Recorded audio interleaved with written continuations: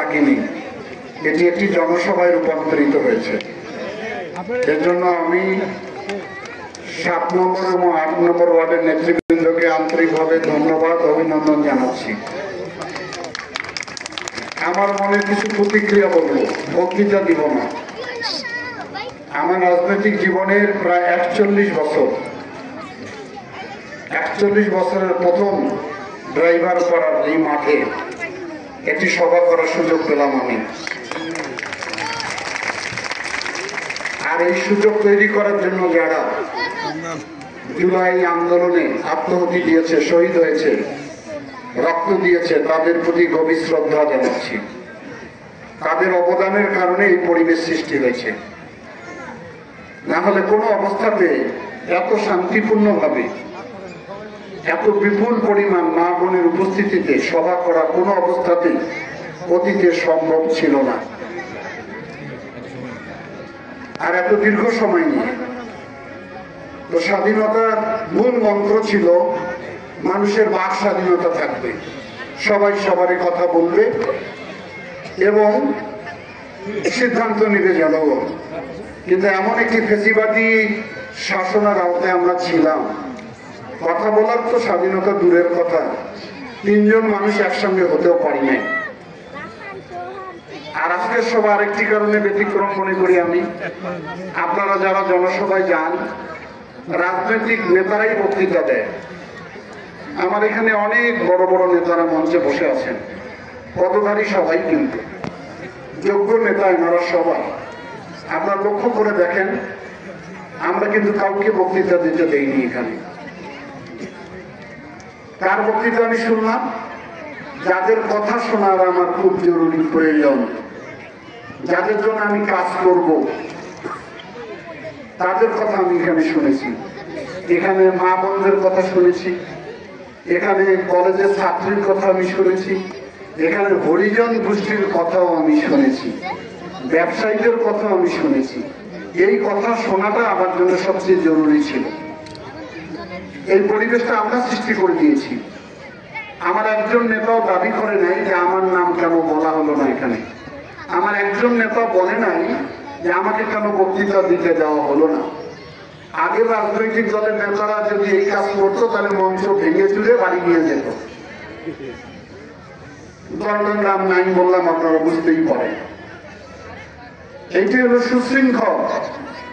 যারা রাষ্ট্র পরিচালনা করবে তার দলের ভিতরে যদি শৃঙ্খলা বোধ না থাকে, তাহলে তারা রাষ্ট্র সঠিকভাবে চালাতে পারবে না।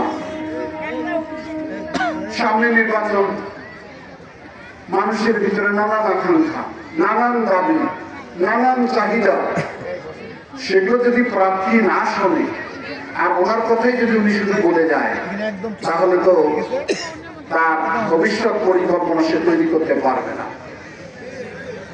আজকে তো আনুষ্ঠানিকভাবে আপনাদের কথা আমি শুনছি, কিন্তু আনুষ্ঠানিকতার বাইরে আপনারা লক্ষ্য করে দেখবেন আমি ভ্যান গাড়িতে, রিক্সায়, সাইকেল চালিয়ে একা একা মানুষের বাড়িতে যাই, তাদের কথা শুনি, ভাব আদান প্রদান করি।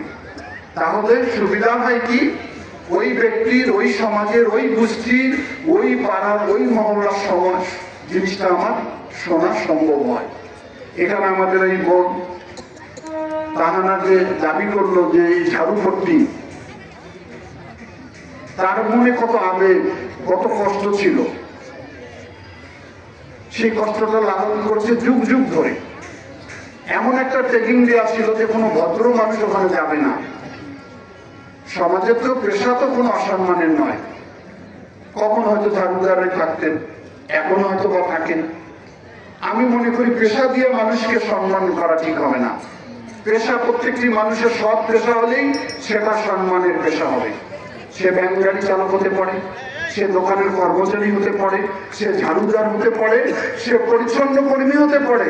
সবাই আমরা মানুষ, মানুষ হিসাবে আমরা বিচার করবো মানুষকে। সে কারণেই আমরা মনে করি ওই পাড়ার, ওই মহল্লার নাম আমরা ঘোষণা দিয়ে পরিবর্তন করে দিলাম। এইটা এখন হবে ফুলপট্টি, ঝাড়ুপট্টি নেই। আমরা চেষ্টা করব ভবিষ্যতে গেজেট নোটিফিকেশনের মাধ্যমে মহল্লার নাম পরিবর্তন করে। এই যে একটি পরিবর্তন এটাই জনপ্রতিনিধির কাজ, রাজনৈতিক নেতার কাজ। শুধু নিজের দিকে তাকিয়ে দেখেছেন অন্যরা, লালমনিরহাটের দিকে তাকায়নি। ওই বোন আমার আক্ষেপ করে বলেছে যে মাদকে 6 লাখ হয়ে গেছে। এটা শুধু ঝাড়ুপট্টি, এটা শুধু ড্রাইভার পাড়া, এটা শুধু টিউবওয়েল পাড়ায় নয়, এটা গোটা বাংলাদেশের প্রতিচ্ছবি। এখন আমার যুবক সমাজরা কাজের অভাবে, কর্মহীন থাকার কারণে হতাশায় গ্রাস করে ফেলেছে তাদেরকে। তাদের আর কিছু যাওয়ার জায়গা নেই। যার জীবনে হতাশা নেমে আসবে সেই কিন্তু এই অন্ধকার পথে পা বাড়াবে। তাহলে তাদেরকে সেখান থেকে ফিরে আনতে হবে আমাদের। দোস্ত ওদের না, দোস্ত আমাদের। আমরা যারা রাজনীতি করেছি, আমরা যারা করছি, আমাদের দায়িত্ব ছিল তাদের কর্মসংস্থানের ব্যবস্থা করে দেওয়া। সেটা হয়নি। না হওয়ার কারণে তারা মাদকাসক্ত হয়েছে। সাম্প্রতিক সময় আবার নতুন